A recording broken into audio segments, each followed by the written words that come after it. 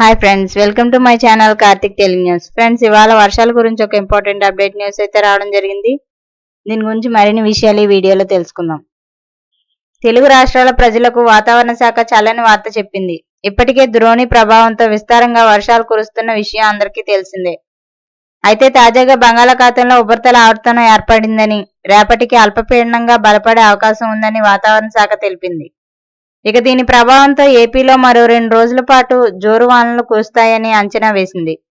అలాగే కోస్తాంధ్రలోని పలు జిల్లాల్లో భారీ వర్షాలు కురిసే అవకాశం ఉందని వాతావరణ శాఖ వెల్లడించింది. ఇక అలాగే పలు ప్రాంతాల్లో గంటకు 40 నుండి 50 కిలోమీటర్ల వేగంతో ఈదురుగాలు కూడా వీస్తాయని ప్రభుత్వం హెచ్చరికలు జారీ చేసింది. ఈ నెల 26 వరకు తెలంగాణలో అతి భారీ వర్షాలు కురవనున్నాయి. బంగాళాఖాతంలో ఉపరితల ఆవర్తనం, అల్పపీడనం కారణంగా తెలంగాణలో మరో 4 రోజుల పాటు విస్తారంగా వర్షాలు కురుస్తాయని వాతావరణ శాఖ అంచనా వేసింది. ఇందులో భాగంగా తెలంగాణలోని ఆసిఫాబాద్, మంచిర్యాల, నిర్మల్, పెద్దపల్లి జిల్లాకు రెడ్ అలర్ట్ జారీ చేశారు. అలాగే 6 జిల్లాలకు ఆరెంజ్ అలర్ట్ జారీ చేశారు. ఇక దీంతో పాటుగా నేడు తెలంగాణలోని 14 జిల్లాలకు హైదరాబాద్ వాతావరణ శాఖ ఎల్లో అలర్ట్ జారీ చేసింది. ఇదిలా ఉంటే నిన్న రాత్రి నుంచి హైదరాబాద్ లో ఎడతెరప లేకుండా వర్షం కురుస్తుంది.